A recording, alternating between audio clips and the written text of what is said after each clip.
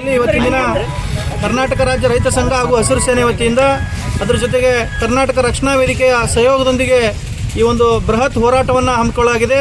ಈ ನಿಟ್ಟಿನಲ್ಲಿ ಸುಮಾರು ಪ್ರಮುಖವಾದಂಥ 3 ಬೇಡಿಕೆಗಳನ್ನು ಇವತ್ತಿನ ದಿನ ಈಡೇರಿಸಬೇಕಂತ ಹೇಳಿ ಈ ಒಂದು ತಾಲೂಕಾ ದಂಡಾಧಿಕಾರಿಗಳ ಕಚೇರಿಯ ಮುಂದುಗಡೆ ನಾವೇನಾದ ಹೋರಾಟ ಹಮ್ಮಿಕೊಂಡಿದ್ದೆವು. ಅದರಲ್ಲಿ ಪ್ರಮುಖವಾಗಿ ಈ ವರ್ಷ ಅತ್ಯಂತ ಹೆಚ್ಚು ಮಳೆಯಾದಂಥ ಸಂದರ್ಭದಲ್ಲಿ ಇಲ್ಲಿ ಬೆಳೆಗಳು ಸಂಪೂರ್ಣ ನೀರು ನಿಂತು ಅವೆಲ್ಲ ಹಳದಿ ಅಂತಿರ್ಲಕತ್ತಾವೆ. ಅದಕ್ಕೆ ಸಂಪೂರ್ಣ ಎಲ್ಲ ಭಾಗದ ರೈತರು ಯೂರಿಯಾ ಅದಕ್ಕೆ ಹಾಕಿದೇವಪ್ಪ ಅಂತಂದ್ರೆ ಅದು ಸದೃಢವಾಗಿ ಬೆಳೆದು ನಮಗೆ ಇಳುವರಿ ಕೊಡ್ಲಿಕ್ಕೆ ಸಾಧ್ಯ ಆಗ್ತದೆ.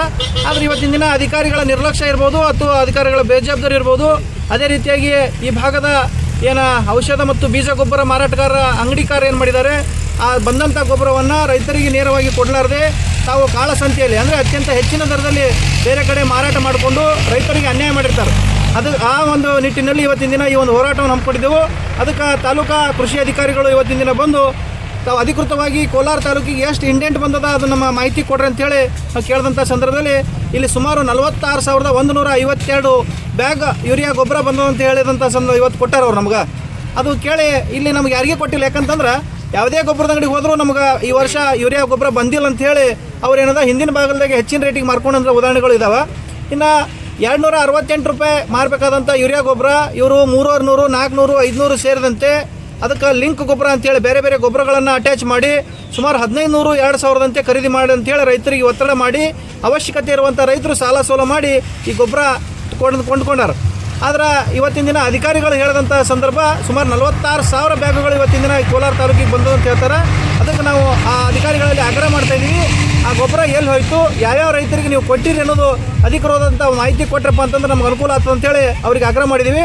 ಇನ್ನು ಮುಂದಿನ ದಿನಮಾನಗಳಲ್ಲಿ ಯಾವುದೇ ಗೊಬ್ಬರದ ಅಂಗಡಿ ಮಾಲಕರು ನಿಗದಿತ ಬೆಲೆಗಿಂತ ಹೆಚ್ಚು ಮಾರಾಟ ಮಾಡಿದ್ದೇ ಆಯ್ತಪ್ಪ ಅಂತಂದ್ರೆ ಅದ್ರ ಜೊತೆಗೆ ಯಾರಾದರೂ ಲಿಂಕ್ ಗೊಬ್ಬರವನ್ನು ಖಂಡಿತವಾಗಿ ನೀವು ಖರೀದಿ ಮಾಡಬೇಕಂತೇಳಿ ಏನಾದರೂ ಆಕ್ಷೇಪಣೆ ವ್ಯಕ್ತ ಮಾಡಿದ್ರಂದ್ರೆ ಅದನ್ನು ಸಂಪೂರ್ಣವಾಗಿ ಅವ್ರ ಅಂಗಡಿ ಲೈಸೆನ್ಸ್ ಕೂಡ ರದ್ದು ಮಾಡುವಂಥ ಒಂದು ವ್ಯವಸ್ಥೆ ನಾವು ಮಾಡಬೇಕಂತೇಳಿ ಅಧಿಕಾರಿಗಳಿಗೆ ಒತ್ತಡ ಮಾಡಿದೆವು. ಇನ್ನು ಎರಡನೇ ಪ್ರಮುಖ ಬೇಡಿಕೆಪ್ಪ ಅಂತಂದ್ರೆ ಅತ್ಯಂತ ಹೆಚ್ಚು ಮಳೆ ಆಗಿರೋದ್ರಿಂದ ಈ ಭಾಗದಲ್ಲಿ ಮೆಕ್ಕೆಜೋಳ ಇರ್ಬೋದು, ಕಬ್ಬು ಇರ್ಬೋದು, ಅದೇ ರೀತಿ ಉಳ್ಳಾಗಡ್ಡಿಯನ್ನು ಹೆಚ್ಚಿನ ಪ್ರಮಾಣದಲ್ಲಿ ಬೆಳೀತಾರೆ. ಆ ಎಲ್ಲ ಬೆಳೆಗಳು ಸಂಪೂರ್ಣ ನೀರಿನಲ್ಲಿ ನಿಂತು ಸಾಕಷ್ಟು ರೈತರಿಗೆ ನಷ್ಟ ಅನುಕೂಲ ಆಗಿ ಇವತ್ತಿನ ದಿನ ಲಾಸ್ ಆಗುವಂಥ ಸಂದರ್ಭ ಐತೆ. ಅದಕ್ಕೆ ತಾಲೂಕು ಆಡಳಿತಕ್ಕೆ ಮತ್ತು ಜಿಲ್ಲಾಡಳಿತಕ್ಕೆ ನಾವೇನು ಒತ್ತಡ ಮಾಡ್ತಾ ಇದ್ದೀವಿ ಅಂದರೆ NDRF ಹಾಗೂ SDRF ಗೈಡ್ಲೈನ್ಸ್ ಪ್ರಕಾರ ತಾವೇನದ ಅಧಿಕೃತವಾಗಿ ಪ್ರತಿಯೊಂದು ಗ್ರಾಮಗಳಲ್ಲಿ ತಿರುಗಾಡಿ ಒಂದು ಸರ್ವೆಯನ್ನು ಮಾಡಿ ಆದಷ್ಟು ನಮ್ಮ ರೈತರಿಗೆ ನಷ್ಟಗೊಂಡಂಥ ರೈತರಿಗೆ ಪರಿಹಾರ ಕೊಡಿಸ್ಕೊಡ್ರಿ ಅನ್ನೋದು ಒಂದಾದರೆ, ಇನ್ನು ವಿಮೆ ಕಂಪನಿಯ ಹಣವನ್ನು ತುಂಬಿದ್ದೀವಿ ನಾವು. ಹಲವಾರು ರೈತರು ಇವತ್ತಿನ ದಿನ ವಿಮೆ ತುಂಬಿದ್ದೀವಿ. ಆದರೆ ಕಳೆದ 3 ವರ್ಷದಿಂದ ಈ ಭಾಗದೊಳಗೆ ಒಟ್ಟಾರೆಯಾಗಿ ಕಡಿಮೆ ಪ್ರಮಾಣದಾಗ ಬಂದರೂ ಕೂಡ ಅದು ಬರಲಾರ್ದಂಗೆ ವಿಮೆ ಹಣ ಜಮಾ ಆಗೈತೆ. ಅದಕ್ಕೆ ಇದರಲ್ಲಿ ಮಧ್ಯವರ್ತಿಗಳು ಶಾಮೀಲಾಗಿ ಕೆಲವೊಬ್ಬರಿಗೆ ಮಾತ್ರ ಈ ಹಣ ಬರುವಂಥ ಒಂದು ವ್ಯವಸ್ಥೆ ಕೂಡ ನಡೀತಾ ಇದೆ. ಅದನ್ನು ಕೂಡ ಅತ್ಯಂತ ಗಂಭೀರವಾಗಿ ಪರಿಗಣಿಸಿ ಸಂಬಂಧಪಟ್ಟಂಥ ಯಾವುದೇ ಅಧಿಕಾರಿಗಳಿರ್ಬೋದು ಈ ವಿಮೆಯಲ್ಲಿ ಕೂಡ ಪಾರದರ್ಶಕತೆಯನ್ನು ತರಬೇಕು. ಪ್ರತಿಯೊಂದು ಗ್ರಾಮ ಪಂಚಾಯತಿ ಮಟ್ಟದಲ್ಲಿ ಅದರ ಬಗ್ಗೆ ಅವೇರ್ನೆಸ್ ಪ್ರೋಗ್ರಾಮ್ಗಳಾಗಬೇಕು, ಜಾಗೃತಿ ಆಗಬೇಕು. ಪ್ರತಿಯೊಬ್ಬರು ರೈತರಿಗೆ ವಿಮೆ ಯಾವ ರೀತಿ ಜಮಾ ಆಗ್ತದೆ ಅನ್ನೋದು ಕೂಡ ತಾವು ಸಂಪೂರ್ಣವಾಗಿ ಮಾಹಿತಿ ನೀಡಬೇಕಂತೇಳಿ ಆಗ್ರಹ ಮಾಡಿದ್ದೆವು. ಇನ್ನು ಮೂರನೇದು ಪ್ರಮುಖವಾಗಿ ಸುಮಾರು 25 ವರ್ಷಗಳ ಹಿಂದೆ ಈ ಬಳುತಿ ಗ್ರಾಮದೊಳಗೆ ಸಾಕಷ್ಟು ನಮ್ಮ ಬಡವರಿಗೆ ಮನೆಗಳನ್ನು ಕಟ್ಟಿಕೊಟ್ಟಿರ್ತಾರೆ. ಆಶ್ರಯ ಯೋಜನೆ ಮನೆಗಳನ್ನು ಕಟ್ಟಿ ಸುಮಾರು 25 ವರ್ಷ ಆದರೂ ಕೂಡ ಅದರ ಹಕ್ಕುಪತ್ರವನ್ನು ಇವತ್ತಿನ ದಿನ ಕೊಟ್ಟಿಲ್ಲ. ನನಗೆ ಈ ಅಧಿಕಾರಿಗಳನ್ನು ಕೇಳಿದ್ರೆ ನಾಚಿಕೆ ಬರಲಾಗ್ತದೆ. ಯಾಕಂತಂದ್ರೆ ಒಂದು ಸರ್ಕಾರದ ಅಧಿಕೃತ ಕಾಗದ ಪತ್ರ ಇಲ್ಲಾರಿ ಅವ್ರ ಮನೆಯನ್ನು ಹೆಂಗೆ ಕಟ್ಟಿದ್ರು, ಇದರಲ್ಲಿ ಏನಾದರೂ ಶಾಮೀಲಾಯಿತು ಅಥವಾ ಈ ದುಡ್ಡನ್ನು ಯಾರು ಇವರೇನು ವೈಯಕ್ತಿಕವಾಗಿ ಕಟ್ಟಿದ್ರು ಅಥವಾ ಸರ್ಕಾರದ ಅನುದಾನದಲ್ಲಿ ಕಟ್ಟಿದ್ದಾರೆ ಅನ್ನೋದು ಒಂದು ಪ್ರಶ್ನೆ. ಆದರೆ ಇಲ್ಲಿ ಸುಮಾರು 25 ವರ್ಷಗಳಿಂದ ಈ ಎಲ್ಲ ಕುಟುಂಬಗಳು ವಾಸವಾಗ್ತಾ ಇದ್ದಾವೆ. ಅಲ್ಲಿ ಅವರು ಮುಂದಿನ ದಿನಮಾನದಾಗ ಈ ಮನೆ ಖಾಲಿ ಮಾಡಿದ್ರೆ ನಾವು ಮುಂದೆ ಎಲ್ಲಿ ಹೋಗ್ಬೇಕು ಅನ್ನೋದು ಒಂದು ಚಿಂತೆಯಲ್ಲಿದ್ದಾರೆ.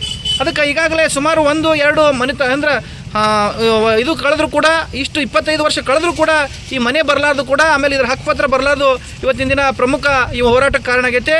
ಅದಕ್ಕೆ ಇವತ್ತು ಎಷ್ಟೇ ಆದರೂ ಕೂಡ ಸಾಯಂಕಾಲದವರೆಗಾಗಿ ಎಲ್ಲ ಸುಮಾರು 70ಕ್ಕಿಂತ ಹೆಚ್ಚು ನಮ್ಮ ಎಲ್ಲ ಕುಟುಂಬಸ್ಥರಿಗೆ ಹಕ್ಕುಪತ್ರನ ವಿತರಣೆ ಮಾಡಬೇಕು.